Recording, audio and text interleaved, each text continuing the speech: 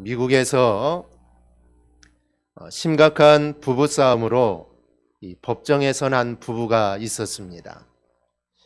이 남편에게 화가 많이 난 이 아내가 이 남편을 때려서 이 경찰까지 출동한 사건이었습니다.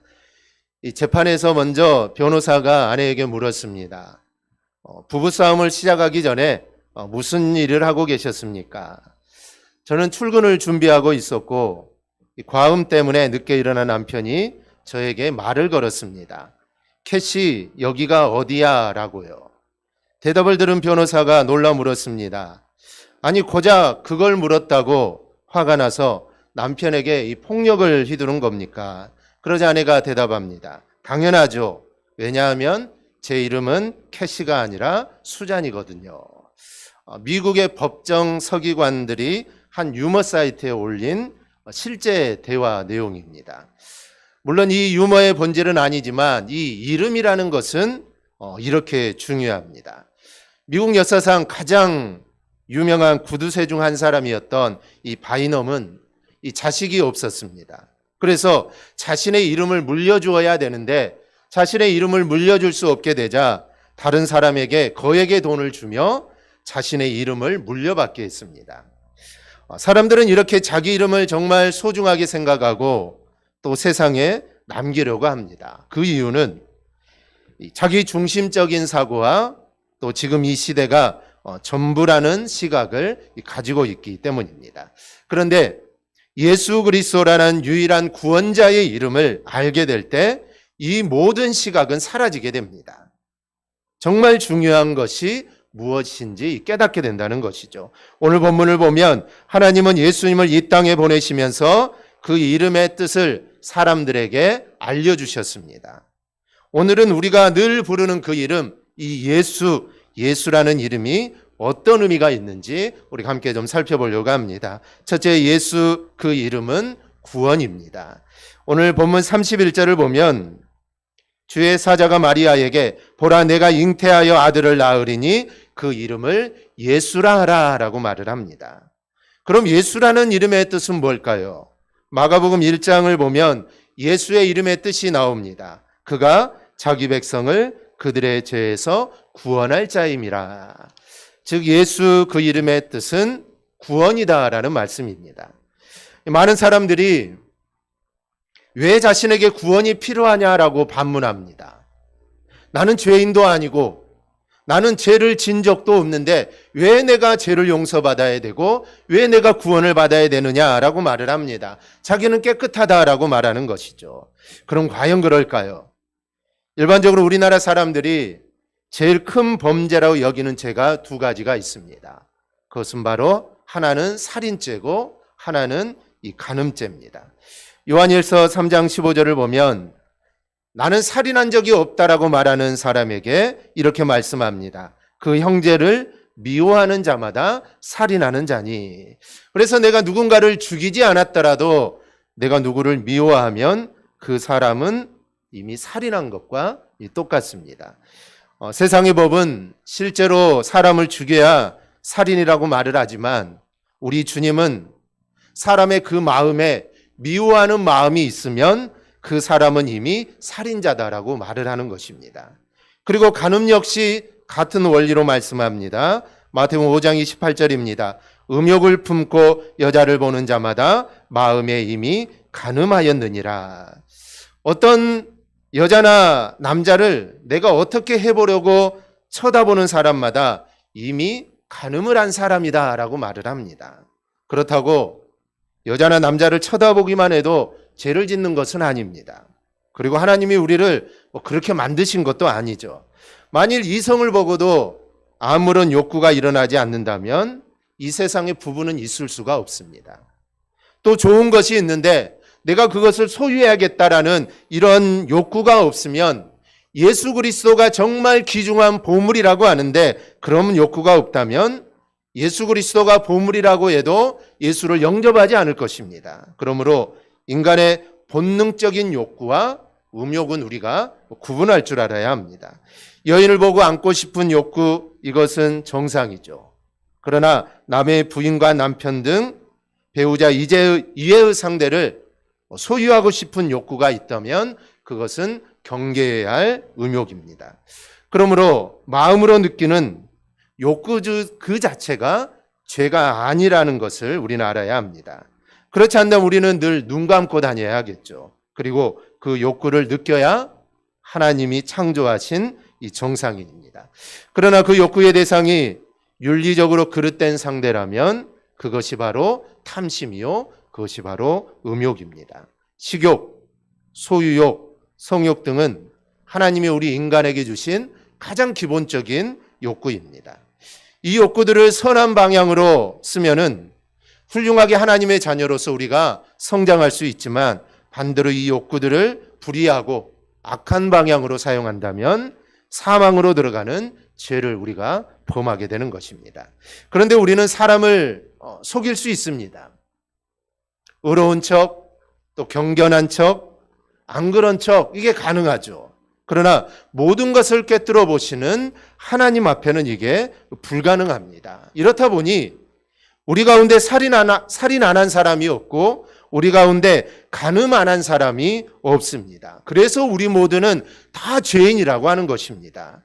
그래서 죄인은 반드시 벌을 받아야 하고 그 대가를 반드시 치러야 합니다. 그 대가는 멸망이고 지옥이고 영원한 사망입니다. 그런데 우리가 이런 죄를 짓고 우리는 이제 영원한 죽음을 맞이해야 되는데, 로마서 10장 13절을 보면 놀라운 선언이 있습니다. 누구든지 주의 이름을 부르는 자는 구원을 받으리라. 정말 내가 죄가 많고 내가 정말 죽을 죄인이고 내가 지옥에 가야 하지만 예수 그리스도의 이름을 부르기만 하면 그 사람은 구원받는다라는 것입니다.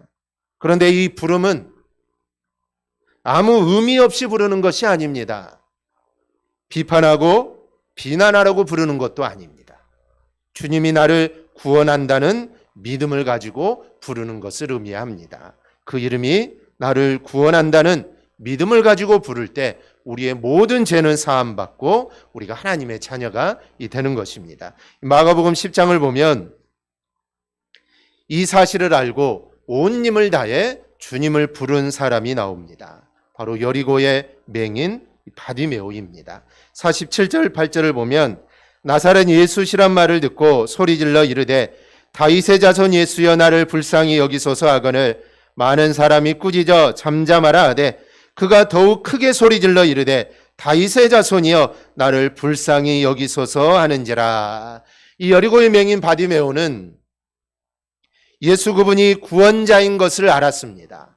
그래서 그는 오늘 말씀에도 나오지만 그가 더욱 크게 소리질러 불렀다라고 합니다. 즉 예수가 나의 구원자라는 것을 이 바디메오는 알았기 때문에 그는 소리 높여 주님을 부른 것입니다. 그래서 고침을 받고 그는 구원을 받습니다. 그러니 우리도 예수 그 이름을 우리는 불러야 합니다. 언제나 불러야 하고 기쁠 때나 슬플 때나 괴로울 때나 우리는 언제나 예수 그리스도의 이름을 우리는 소리 높여 불러야 합니다. 여러분 성경을 읽어보십시오. 예수님은 예수님의 이름을 부르는 사람들의 부름을 단 한 번도 외면한 적이 없습니다. 오늘 바디메오뿐만 아니라 성경에 나오는 모든 사람들이 예수님, 다윗의 자손 예수여, 예수를 부르는 사람을 주님은 한 번도 외면한 적이 없습니다. 그냥 그 자리를 지나가신 적이 없습니다. 반드시 멈추시고 그 사람을 치료해 주시고 그에게 구원을 주셨습니다. 그러니 우리가 부를 이름, 그 이름은 바로 예수입니다. 예수 그 이름을 부르는 사람에게 구원이 임하고 바로 은혜가 임합니다. 그러므로 우리 모두 예수 이름을 부르며 우리가 살아갈 수 있기를 바랍니다. 둘째로 예수 그 이름은 왕입니다. 32절을 보니 예수 그 이름은 왕이다라고 합니다. 왕은 통치를 상징합니다. 만약 왕이 통치권이 없다면 그 사람은 왕이 아닙니다. 그리고 32절 하반절을 보면 하나님은 예수 그 이름에 다윗의 왕위를 준다라고 말을 합니다. 그런데 이 왕은 그냥 왕이 아닙니다. 예수님이 탄생할 때 이 천사들이 찬양한 것처럼 예수님은 왕 중에 바로 왕이십니다. 그래서 이 사실을 아는 예루살렘 사람들 중 일부는 예수님께서 겸손하여 나귀를 타고 예루살렘에 입성했지만 그 사람들은 자신의 옷을 깔고 나무가지를 던지면서 호산나를 외치게 됩니다. 즉 자신들의 왕으로 오신 만왕의 왕을 그들은 맞이한 것입니다. 그래서 왕이신 예수님 우리를 구원해 주옵소서라는 것입니다. 왕으로 인정하고 존경과 감사를 표하는 것입니다. 이렇게 사람들이 예수님이 만왕의 왕이요 만주의 주라는 사실을 인정하고 그것이 사실임을 고백하는 증거하는 성경 구절들이 많습니다. 그 중에 한 곳이 요한계시록 17장 14절입니다. 우리 한음성으로 우리 함께 보겠습니다.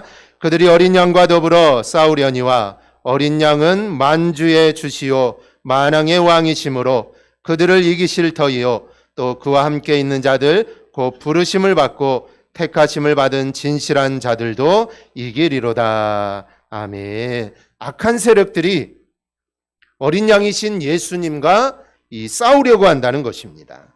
그런데 그 결과는 만왕의 왕이신 예수님이 이기고 그리고 그 예수님을 따르는 자들도 반드시 이긴다는 것이죠. 그래서 우리가 예수님을 따르면 우리도 예수님과 함께 우리도 승리하게 되는 것입니다. 그런데 사도행전 19장을 보면 이 사도 바울이 에베소에서 전도하는 내용이 나옵니다. 이 사도 바울이 에베소에서 전도하자 귀신들이 쫓겨나고 그리고 마술을 통하여서 사람들을 놀라게 했던 사람들이 책을 불사르며 회개하고 돌아섭니다. 성령이 충만하게 임하고 완전한 변화가 일어나게 되죠. 그리고 11절 12절을 보면 이런 일이 일어납니다. 하나님이 바울의 손으로 놀라운 능력을 행하게 하시니 심지어 사람들이 바울의 몸에서 손수건이나 앞치마를 가져다가 병든 사람에게 얹으면 그 병이 떠나고 악기도 나가더라. 그런데 이런 놀라운 일이 일어나면 아멘, 나도 이제부터 예수님을 나의 삶에서 왕으로 섬겨야지 그러면 될 텐데 꼭 이런 것을 이용해서 자기를 드러내려는 사람들이 있습니다. 자기 영광을 구하고 자기 욕심을 채우려는 사람들이 있습니다. 그건 그때도 마찬가지입니다. 그때 자신들도 마귀를 쫓아내고 무당행세를 하면서 떠돌아다니는 몇몇 유다인들이 있었는데 그 중에 유대의 한 제사장 스게와의 7 아들이 있었습니다. 이들은 바울이 하는 그 일들을 보고 귀신 들린 사람들을 향하여서 바울이 전하는 예수의 이름으로 명령한다. 그 사람에게서 나가라라고 말을 합니다. 그러자 어떤 일들이 일어났을까요? 15절 16절을 보면 악기가 대답하여 이르되 내가 예수도 알고 바울도 알거니와 너희는 누구냐 하며 악기 들린 사람이 그들에게 뛰어올라 눌러 이기니 그들이 상하여 벗은 몸으로 그 집에서 도망하는지라. 도리어 이들은 마귀에게 얻어 터집니다. 그래서 도망을 갑니다. 예수를 믿지도 않으면서 그 이름으로 무언가를 바라고 무언가를 얻으려고 한다면 망신밖에 얻을 수가 없습니다. 그러나 예수님, 그분이 나의 왕이시요 만왕의 왕이심을 인정하고 그분을 믿고 그분의 인도함을 받으려는 사람에게 하나님은 길을 열어주십니다. 힘과 권능을 부여하십니다. 우리가 이 세상을 살아갈 때 우리가 죄를 이기고 마귀를 이기고 악한 유혹을 우리가 어떻게 이길 수 있습니까? 내 힘으로는 불가능합니다. 오직 마귀의 유혹을 이기고 죄를 이기고 욕심을 이길 수 있는 비결은 만왕의 왕이신 예수님을 나의 왕으로 모실 때만 이 모든 일들이 가능합니다. 예수님이 나의 마음을 다스리도록 해야 합니다. 예수로 생각하고 또 예수로 말하고 예수로 행동하는 길 외에는 없습니다. 그럴 때 우리는 마귀와 죄와 유혹과 모든 악한 것으로부터 우리는 승리할 수 있습니다. 예수 그분은 왕이시기에 능히 그 능력을 우리에게 주실 수 있습니다. 예수님은 여러분의 왕이시라는 이 사실을 우리가 기억하고 그 왕이신 주님으로 인해 우리가 늘 승리하며 우리가 살아갈 수 있기를 바랍니다. 셋째로 예수 그 이름은 세상을 다스리는 이름입니다. 본문 33절은 영원히 야곱의 집을 왕으로 다스리실 것이며 그 나라가 무궁하리라 라고 말씀을 합니다. 예수, 그 이름은 세상을 다스리는 이름입니다. 물론 세상을 다스리시지만 우리의 마음도 다스리십니다. 누가복음 8장을 보면 막달라 마리아가 나오는데, 이 막달라 마리아는 7 귀신이 들었다가 나간 여인이라고 소개를 합니다.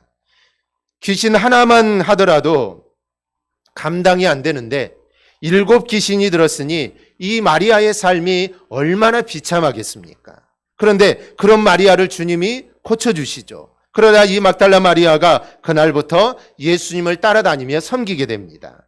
이 막달라 마리아는 예수님의 은혜를 아는 자였습니다. 그날부터 예수님이 죽으시는 현장, 그리고 무덤, 심지어는 부활 현장에도 이 마리아는 함께 했습니다. 귀신 들렸던 마음에 예수님이 임하니 완전히 달라진 것이죠. 변화가 되었습니다. 왜냐하면 예수님이 그 마음을 다스리기 때문입니다. 그러면 어디 마음만 그럴까요? 사도행전 10장을 보면 고넬료가 나옵니다. 고넬료는 로마 군인입니다. 로마 군인이면 로마 신을 섬겼을 가능성이 높습니다. 그런데 그랬던 그가 변화를 받아 주님을 섬깁니다. 그것도 그냥 예수님만 믿는 수준이 아닙니다. 경건할 뿐 아니라 온 집안이 다 하나님을 경외하며 기도하는 사람이었다라고 말을 합니다. 이방인이어도 예수가 그 마음에 들어가니 그 가정을 예수님을 다스리니 그 가정이 변하여서 복된 가정이 된 것입니다. 교회도 마찬가지입니다. 예수님을 죽이려고 외치던 사람들이 많았던 예루살렘 교회에 성령이 임하자 그 사람들이 마음이 찔려 베드로와 다른 사도들에게 물어 이르되 형제들아 우리가 어찌할꼬라고 말을 합니다. 그들에게 돌을 들어서 그들을 죽이려고 했던 그들이 그들의 마음속에 예수 그리스도가 들어가니 자신들의 가슴을 치며 우리가 어찌할꼬라고 그들이 회개를 했다는 것이죠. 그러자 바로 베드로가 이렇게 말을 합니다. 사도행전 2장 38절입니다. 우리 함께 읽습니다. 베드로가 이르되 너희가 회개하여 각각 예수 그리스도의 이름으로 세례를 받고 죄 사함을 받으라. 그리하면 성령의 선물을 받으리니. 아멘. 그래서 그들이 모여 우리가 아는 가장 이상적인 초대교회 예루살렘 교회가 만들어진 것입니다. 예루살렘 교회는 예수를 핍박하던 자들이 변화되어 만들어진 교회입니다. 예수를 믿지 않고 예수의 제자들에게 돌을 던지고 그들에게 욕을 하고 그들을 핍박했던 자들이 변화가 되어서 생겨난 교회가 바로 예루살렘 교회라는 것이죠. 그러니 우리가 늘 기도해야 할 제목은 주님이 내 마음에 오셔서 나를 다스려 달라고 우리는 기도해야 합니다. 그러면 내가 변화되고 우리의 가정이 달라지게 될 줄 믿습니다. 이것은 나라도 민족도 마찬가지입니다. 우리 사회가 우리나라가 민족이 사는 길은 주님 앞으로 돌아갈 때입니다. 주님이 왕임을 인정하고 그분을 두려워 섬길 때 이 나라와 민족도 살아나는 것입니다. 지도자가 살리는 것이 아니라 그 어떤 나라가 살리는 것이 아니라 오직 왕이신 예수님이 우리나라를 살리고 우리나라를 지킨다는 사실을 우리는 잊어서는 절대로 안 됩니다. 여러분 기억하십시오. 예수 그분이 나와 우리 민족과 이 사회를 인도할 때 바로 살게 됩니다. 바로 서게 되고 번성하게 됩니다. 그러니 우리는 이 일을 위해 늘 기도해야 합니다. 우리 아버지가 되신 하나님은 우리를 위해 무엇이든 지불하실 준비를 하고 계십니다. 그 아버지 되신 하나님께 우리가 구하며 우리가 살아가기를 바랍니다. 미국의 석유왕인 이 록펠러는 그 당시 최고의 부자였고 또 기부자였는데 어느 날 한 호텔에 이 최고의 부자인 록펠러가 나타나게 됩니다. 지벤이 깜짝 놀라게 되죠. 그리고 그를 정중하게 맞이했는데 록펠러는 뜻밖에도 이런 말을 합니다. 제일 싼 방 하나만 주시오. 지벤은 난처한 표정으로 회장님, 사실은 지금 회장님의 아드님이 이 호텔에서 가장 비싼 특실을 사용하고 있습니다. 같은 등급으로 사용하셔야 되지 않겠습니까? 그러자 이렇게 말하죠. 그래요? 내 아들이 사용하는 방이 하루에 얼마입니까? 지배인이 5,000달러입니다. 그리고 가장 싼 방은 33달러입니다. 그러자 이렇게 말하죠. 그러면 저는 33달러짜리 방을 하겠습니다. 지배인이 깜짝 놀라죠. 그러자 록펠러가 웃으며 이렇게 대답합니다. 신경 쓰지 마세요. 내 아들이야 세계 최고의 갑부 아버지를 둔 녀석이니 비싼 방을 잡는 것은 당연하죠. 하지만 나야 가난뱅이 아버지를 둔 사람이니 33달러짜리도 과분하죠. 이게 바로 자녀의 권세입니다. 이렇게 부자나 권력자 아버지를 둔 사람은 행복한 사람이죠. 그러나 인간 아버지의 도움에는 한계가 있습니다. 인생의 모든 것을 책임져 줄 수도 없고 자칫 잘못하면 부담이 되거나 부작용이 생길 수도 있습니다. 그러나 하나님을 아버지로 모시면 그 자체가 엄청난 복입니다. 영생을 얻고 모든 죄에서 벗어날 수 있고 얼마든지 기도로 도움을 요청할 수 있고 하나님의 보호를 우리가 받을 수 있습니다. 그리고 마지막에는 천국에 당당히 들어갈 수 있게 되는 것입니다. 그러기에 하나님의 자녀는 엄청난 축복이라는 것입니다. 그런데 성경은 이런 모든 복을 주실 예수님을 보내신다라고 말을 합니다. 이러한 복을 준다고 하는데 그 예수를 보내지 않으면 우리가 사용할 수 없겠죠. 그런데 하나님은 바로 이런 복을 주실 예수님을 너희에게 보내시겠다라는 것입니다. 예수님 우리에게 이런 권세와 복을 주러 오신 분입니다. 그래서 예수님의 이름은 복의 이름인 것입니다. 그렇다면 이제 그분의 이름을 우리는 불러야 합니다. 그리고 그분의 이름을 우리는 전해야 합니다. 예수 그 이름은 구원의 이름이요 또 왕의 이름이요 세상을 다스리는 이름이라는 것을 우리가 기억하고 우리가 전하시기를 바랍니다. 이렇게 사는 게 주님의 오심을 기다리는 우리의 삶입니다. 그리고 주님이 기뻐하시는 삶입니다. 이 사실을 기억하고 늘 예수의 이름으로 살고 또 예수의 이름을 전하는 우리 모두가 되기를 주님의 이름으로 축원합니다. 아멘. 기도하겠습니다.